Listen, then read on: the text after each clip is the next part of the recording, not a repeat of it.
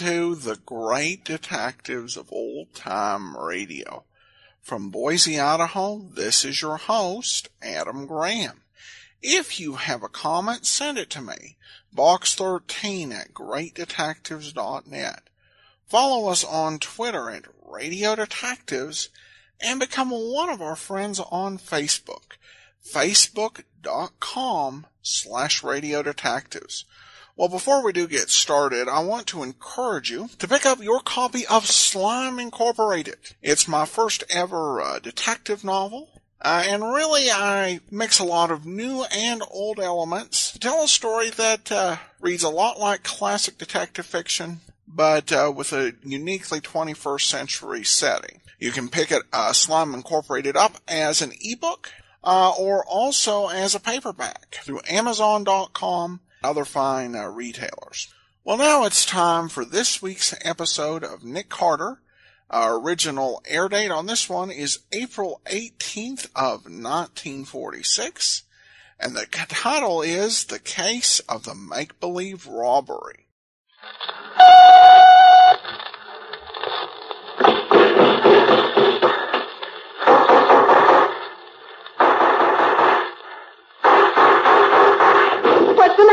It's a case for Nick Carter, Master Detective.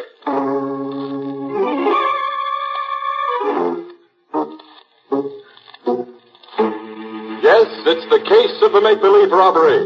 Another case for that most famous of all manhunters. The detective whose ability at solving crime is unequaled in the history of detective fiction. Nick Carter, Master Detective.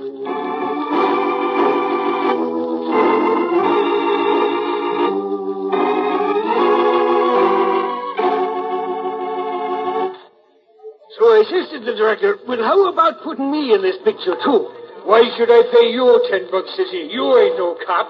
Oh, ain't I says to him. I'm Waldo McGlynn, that's who I am. I don't wear no uniform, but I'm the best doggone detective in this town. Well, when he hears that, he says, okay, give the other cops a hand holding back the crowd there. Well, why don't you give me... Quiet, everybody, quiet. Let me have your attention, please. We're ready to start shooting. Each one of you policemen knows the job you're to do. Okay, now here's the layout. The bandit car drives up.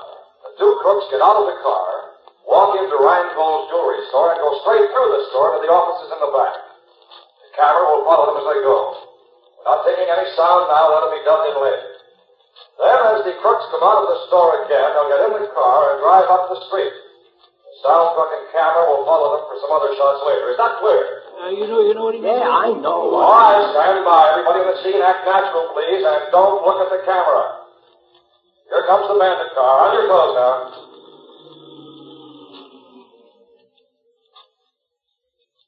All right, you two crooks, look around. Now walk into the store. Don't hurry. Now, straight down the main aisle to the rear. That's it. Now go into the office. You know what to do there. All right, now stand back. Don't shove. Take it easy, will you?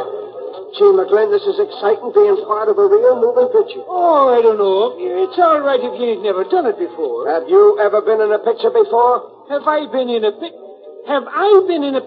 That's what I said, have you?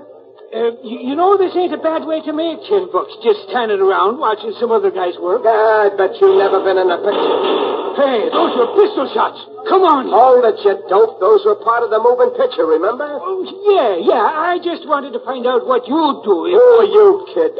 Look, when I was out in Hollywood, I used to... The two bandits are coming back now. All right, you two, now just take it easy. Nobody's going to stop you. That's it.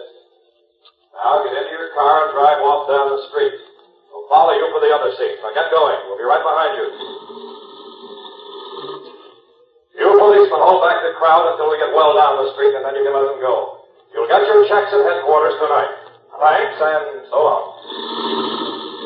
Well, that's that. Yeah, I sure wish I could make $10. Hey, what is it, lady? The cashier's been murdered. They shot him down. In cold blood. Take it easy, lady. He ain't dead. This was He just ain't dead, I tell you. Shot through the head. He's really dead.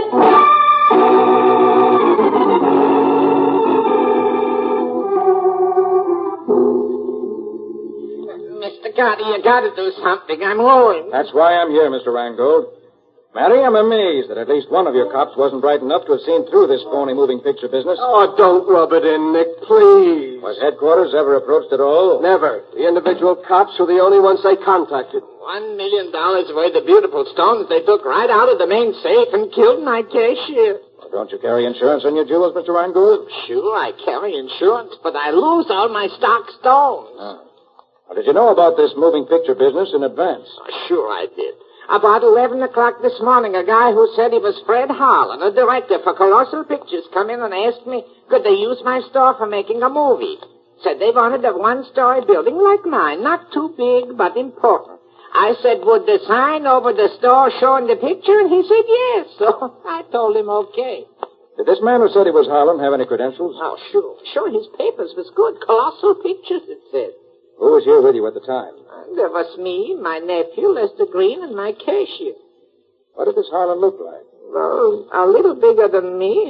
Blonde hair, good looking, about 45 maybe.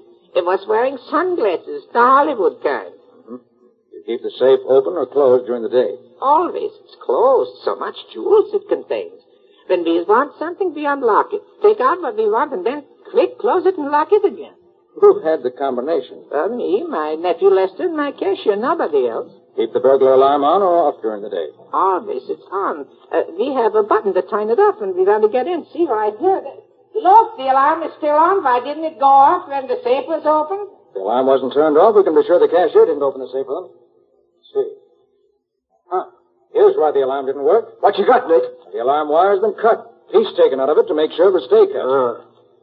Hey, Nick, since the safe wasn't forced open and the cashier didn't open it, that means the crooks had the combination. Mr. Reingold, you say only the three of you knew the combination? Yeah, that's right. And one of you three helped in this robbery. And the cashier is dead, which lets him out, I should say. What, then you think me or Lester, we should rob ourselves? It's been done before. Oh, come in, come in. I got here as quick as I could, Mr. Reingold. Who are you? Well, I'm Mickey Armbruster, the store detective. What were you doing while they pulled off this fast job? Well, I'm off on Monday, Sergeant. I work Sundays as watchman, and Lester takes over for me on Mondays. Mr. Reingold called me, so I came right down to see if there was anything I could do. I don't think so, thanks. By the way, where is Lester? Since the robbery, I ain't seen him to no good. Well, let me know when he comes back, will you? I'd like to talk to him. Oh, sure, right away, I'll tell you. Waldo, was the sound truck a Colossal truck? Oh, no, Nick. I noticed it came from the Kramer Sound Equipment Company. Why? That's strange. You'd think that if Colossal was doing the job, they'd furnish their own truck. Colossal had nothing to do with it, Nick. We checked. That part was as phony as the rest of it. Maybe there ain't no Fred Harlan either, Nick. That's the odd thing about this, Waldo. There is a Fred Harlan. Huh? Well, there was, years ago. He used to be top director in the Colossal lot. Maybe this wasn't that Harlan, Nick. That thought occurred to me, too, Matty. Well, we've done all we can here. You said there were no fingerprints? My men couldn't find one anywhere. Oh, it was a slick job. Then let's go. See you later, Mr. Reingold. Yes, sure. Matty, I suggest you have some of your men check up on this Reingold, this nephew of his, Lester Green. Yeah. Also, check the Kramer Sound Equipment people and see if they can help us. Waldo and I are going to drop in on Scubby and see what he can dig up for us and Fred Harlan. Right, Nick. Be seeing you.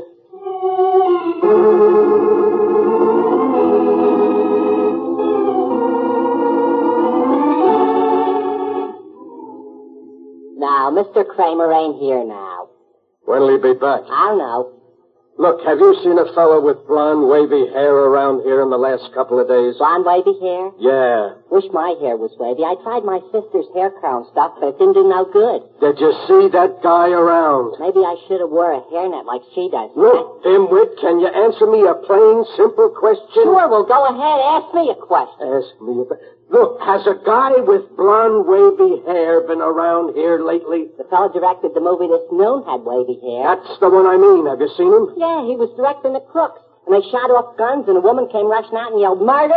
But she didn't fool me. I'm too smart. Yeah, I'll say you. She said somebody'd been killed, but I knew better. A man was killed. That's why I'm... Fooled you, huh? Well, maybe you've never been to the movies. They shoot a guy and blood runs all down his face and he falls down. That's only ketchup. I read about it in a book. Why, you dumb half-witted dope. You ought to be... What are you doing here, Lonnie? Oh, I was just hanging around. Well, why don't you go home? I told you not to hang around the office. I won't. Hey, you Ted Kramer? Yes, here I am. What can I do for you? I'm Matheson, homicide. Oh.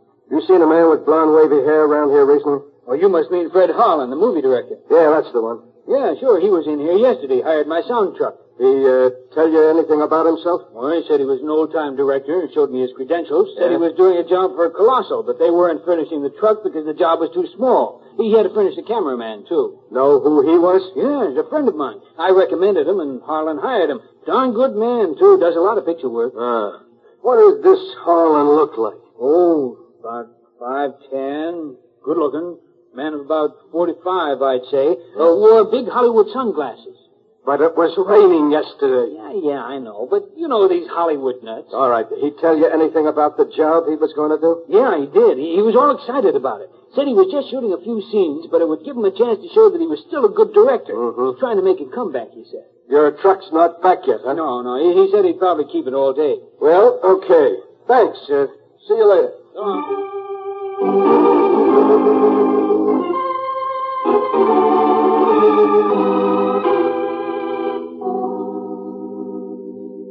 Well, here you are, Nick. This is everything I can find in the files about Fred Harlan. Thanks, Cubby. Hey, look at the bunch of stuff he's got there. That Harlan must have been quite a guy. Well, he sure was. Here, Walter, you take these clippings. Okay. Scubby, you take these. Yep. I'll go through these others. Okay. Oh, here's a picture of the guy, Nick. Oh, let me see. That's the guy, Nick. That's the lad who directed the movie this morning. Sure as you're a foot high. Yes? The date of this. Taken 15 years ago. No change in his looks in 15 years? I wish I could do that. Nobody can do that, Scubby. That's what interests me. Yeah, Nick, he had his horoscope told, too. Oh, anything for publicity, Walter. Yeah, I see. Hey, and here's an article about him and his fingerprints. He didn't miss a trick. Let me have that, Waldo. Yeah, sure. Oh, here are the last ones, Nick. Reports of his accident and the follow-up stories. Accident, huh? Serious? Almost fatal. Doctor said he suddenly cracked up while he was driving. Went over an embankment and was badly broken up. Let me see those, will you? Oh, sure. Here you are. Thanks. Ribs broken, arm broken 2 places, leg cracked, bad cuts on head, long jagged cut under right ear. Cut under right ear. Yeah. I seem to remember seeing a scar like that recently. You mean Harlan still has it, Nick? I've never seen Harlan, Scotty. I've seen that scar somewhere today. Where, Nick? I'm not sure. Spent months in the California Medical Hospital under the care of Dr. Edward Wilson. That all, Scotty? Yeah, that's all. He dropped out of sight after that. All right, thanks. That helps a lot. Now I'll call the office and see what's happened there. Then we'll look up Harlan himself if we can find his address. And if there is such a person...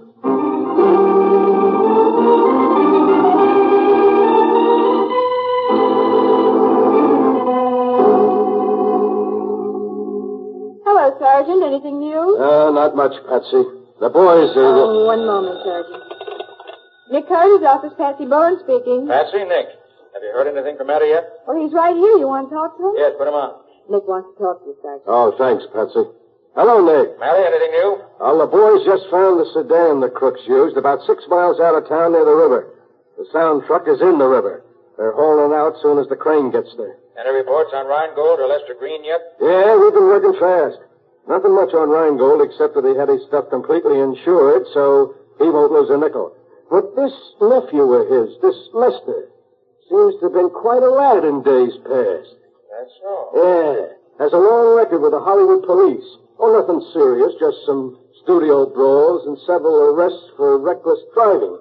Lost his job at the studio because he was so wild. You mean he worked in a studio? Yeah, he was a bit actor for a while.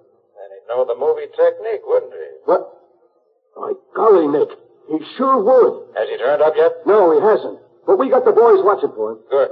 Going out to have a look at the truck when they get it out of the river? I'm on my way there now, yeah. Now take Patsy with you, will you? Why, sure. What do you want her to do? Put her on. I'll tell her. Okay. Here, Patsy, Nick wants you. Thanks. Yes, Nick? Patsy, listen. I want you to go with Matty. Get the license number of the crook's car so we can trace it. Uh-huh. Get copies of any fingerprints Matty finds and any other dope you can get. Bring them back to the office. All right, Nick. Call Dr. Wilson at... Carter here. I want to see Carter. Hold it, Nick. I'm sorry, but Mr. Carter's not in just now. Who are you, please? I'm Lester Green. Lester Green. Just the boy I want to see. Who are you? Sergeant Matheson, Homicide Bureau. Oh, so you're the guy. What the devil do you mean by telegraphing Hollywood, checking up on me? We wanted to find out what kind of a guy you are. And we did. Oh, so I get into a couple of jams out there. What's that to you? Plenty. Right now? Well, I was just a kid when I was in Hollywood 6 years ago. I'm different now. Says you. You got into jams out there. Now you're in a jam here. Who says I'm in a jam? I do. You want a poke in the nose? Just one little poke, mister, and you'll find yourself behind bars. Okay, Nick, I'll take care of it. Now then, what do you know about the robbery of your uncle's store? The store? Yeah. Rob? Yeah. When? Oh, I suppose you don't know nothing about it. Well, no, I don't. Huh? Well, then you won't mind answering a few questions for me, will you? Gosh, no. Well, that's better. Now, I gotta go out to have a look at that truck, so suppose you come along with me. In the way you can tell me everything you've done since you got up this morning.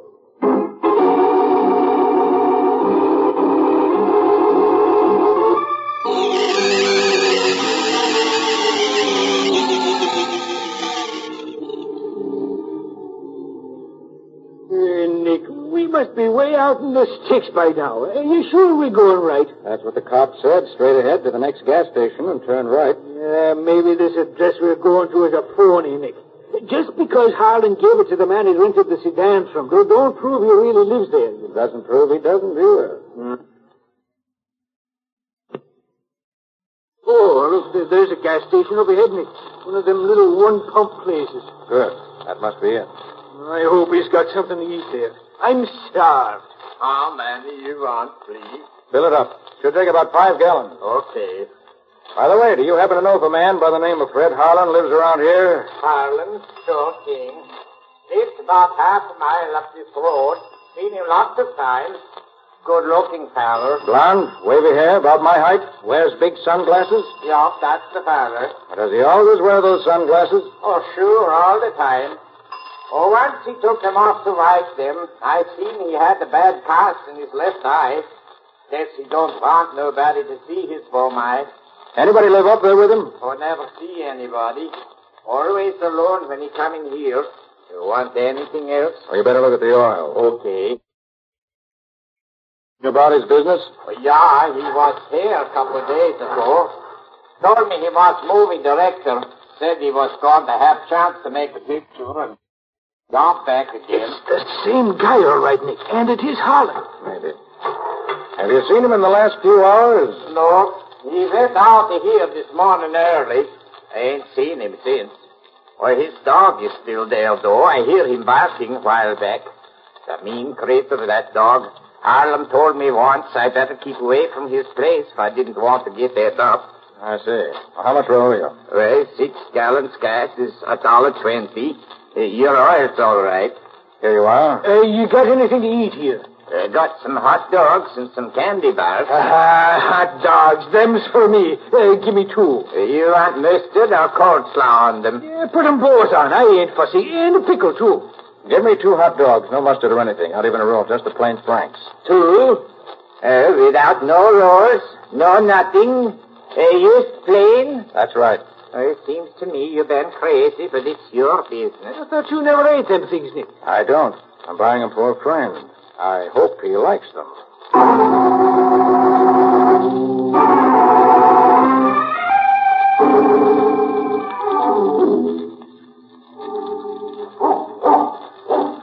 Nick, it's almost dark here under these trees. Yeah.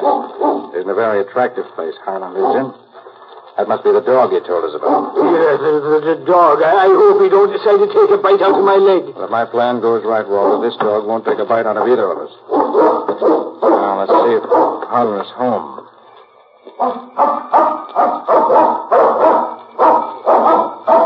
Seems to be no one here but the dog. Well, let's see if we can get this door open. There. This was easy. Now what? Now, I open the door just a crack like this and give Mr. Fred Harlan's dog the bikinis I bought for him. Nice doggy. Bet you're hungry. Here, see how these taste. You think you're going to be his pal for life because you bring him a little hot dog? You're crazy, Nick. Perhaps, and perhaps not. You feeling tired, doggy? Well, lie down, take a little nap. That's the way. Now close your eyes. What are you doing, Nick? Hypnotizing him? And now we can open the door all the way and walk in. Well, holy mackerel. That hound is dead to the world. What did you do to him, Nick? Just fed him the 2 hot dogs he bought at the gas station, that's all. You you mean them two weenies did that to him? Those two weenies, Waldo, had a couple of knockout drops in them. Well, that'll be a monkey Now, circle. let's see what we can find here. Well, this room hasn't been used recently. Try the next one. No, this one ain't either. Just as thicker than the rug. That's just the kitchen. Yeah. You used this room, all right. What a mess. If you start hunting for clues in this place, you got yourself an all-night job. And I can't spend that much time on it. Well, let's have a look upstairs. Yeah. You know, the guy at the gas station said he never spent much time here. Well, maybe he just lived in one room in the kitchen. I think you're right, Waldo. Yes. And this is undoubtedly the room he used when he was here. Nick, do you suppose the crooks talked Harlan into a deal and then bumped him off when they were through with him? Waldo, the fact that the man who ran this show looked like the Harlan of 15 years ago leads me to believe that there's been an impersonation. Yeah? But who impersonated who? That's what I'm trying to find out. Now, first, let's pick out some good fingerprints. Should be plenty of them on this dressing table. Here. And here. Lift them off for the files. You mean the way you showed me the other night, huh? Yes, use the clear Scotch tape. Okay, Nick. Hey, did you notice all the makeup he's got here? Yes, and there's several pictures here that look like those taken 15 years ago. You notice? Yeah. Looks as if they've been used as models for making up. Here, what's this? Hair. Blonde, wavy hair. Hey, that's what we're looking for, ain't it? Yes. Uh-huh. Now we're getting somewhere. Waldo, these hairs didn't come out of a head. They came off a wig. Off in a wig? How do you know? Have no roots on them. Made up in a wig, huh? Now I know that was an impersonation. Oh, Nick. Just happened to see this here in the wastebasket. What is it? It's a piece of wrapping paper from Rheingold's jewelry store. What? Do you see what it says on it here? To be called for. Yes. And look at the name of the one who was to do the calling. Yeah. Well, what's the connection between him and Harlan, Nick? A very strong one, I believe. You got any ideas? I have. Right now, we're going back to the office to gather up what loose ends we can. And you're going to bring Harlan's dog along with you. Bring the dog? Are you crazy, Nick? Maybe I am. I'll bring him along just the same.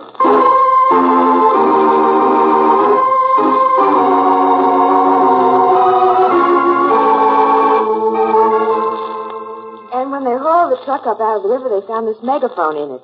And it has fingerprints on it. You mean the water didn't wash him off? Water doesn't hurt prints, Waldo. Patsy, did you get a picture of them? Uh-huh. Sergeant Matheson gave me one. Here. Now, where did I put that news picture? Ah, yes, here it is.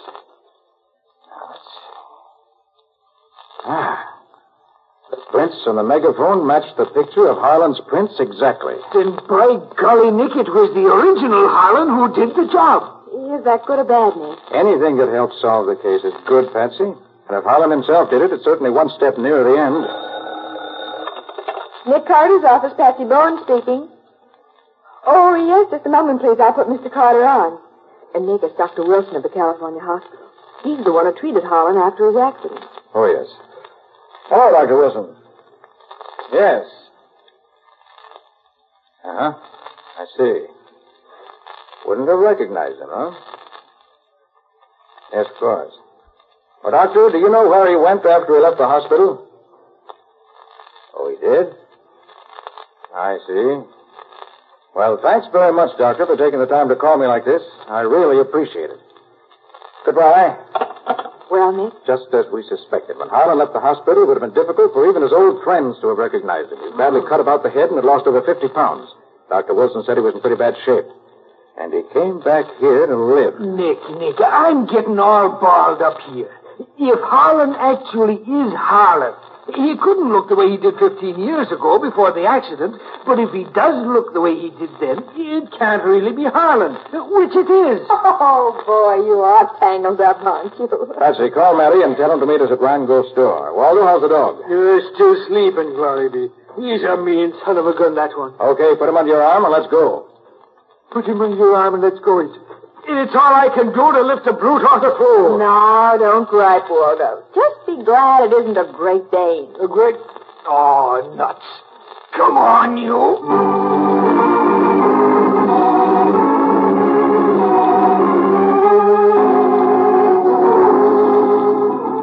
Hi, Matty. Hello, brought Lester, too, huh? Excellent. Yep, I thought we might as well all be here for the fireworks. So, Mr. Carter, you got news for us, yes? I have, Mr. Rangold. I have news, the solution of the case, and the name of the murderer. You hear that, Mickey? That's the kind of a detective you should be. The way you should catch more people stealing in my store, maybe. Well, how'd you do it, Mr. Carter? I don't mind learning something when I can. I studied the facts and found out more facts.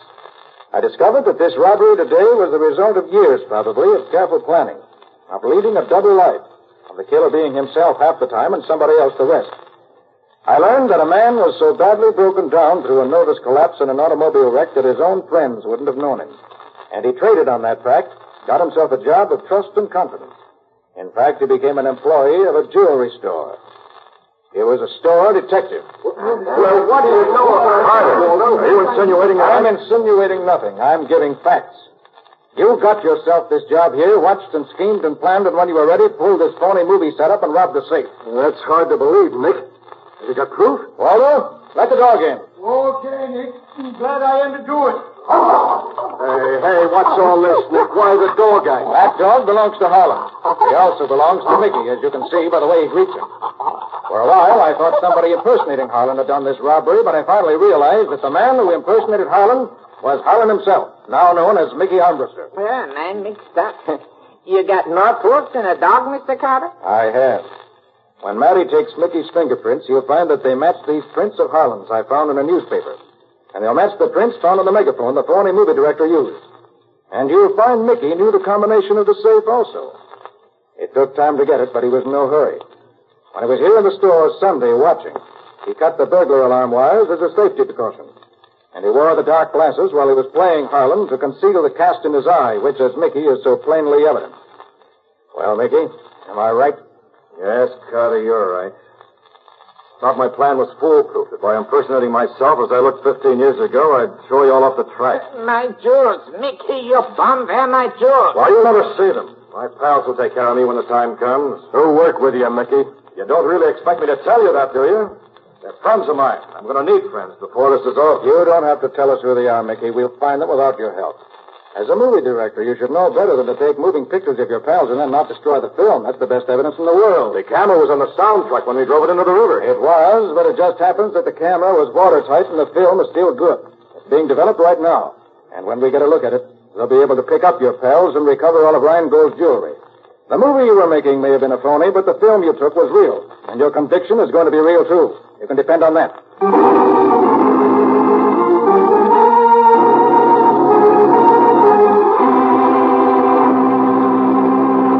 Well, Nick, before you give us a peek into your story for next week, I want to talk for a moment to the young men of America. You know, it is no longer true, if it ever was, that men join the Army only if they can't get jobs anywhere else, or if they're not fitted for some other job, or if they're too lazy to look for one. The new American Army of today is a compact, carefully chosen group of skilled technicians with brains and ability. Young men seeking to enter the Army today must be able to understand and profit by technical training that is second to none. The skills that the men in the new American Army acquire, no matter what branch of the service they may be in, equals and often exceeds that demanded by many of the best-paid civilian trades. You can do no better for yourself and your country than to join the new American Army and become an informed technician in at least one of the many specialized fields offered. Excellent advice, Ken. Well, Nick, what about your story next week? Well, next week, Ken, I'm going to tell you about an adventure I had recently when an explosion of unknown origin burned down a warehouse. An alarm clock missing from an ex-soldier's trailer proved that the fire was incendiary. And a bit of green paint on a crowbar led us directly to the firebug himself. Who wasn't a firebug at all, but a crook who wanted to get rid of some very incriminating evidence. What do you call this story, Nick? I call it The Case of the Missing Alarm Clock.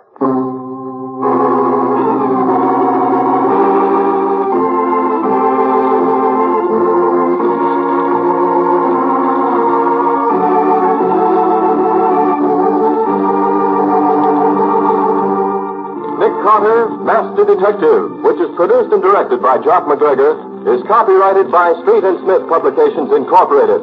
Pictured stories of Nick Carter appear in every issue of the Shadow Comics. In the broadcasts of Nick Carter, Master Detective, Lon Clark is starred as Nick, Charlotte Manson is featured as Patsy, Matty is played by Ed Latimer, Waldo by Humphrey Davis, and Stubby by John Kane. Original music is played by George Wright. Script is by Jock McGregor and Peggy Mayer. Any resemblance in these programs to actual persons, living or dead, or to actual places is purely coincidental. Nick Carter, Master Detective, is presented over most of these mutual stations each week at the same time. This is Ken Powell saying so long until next week.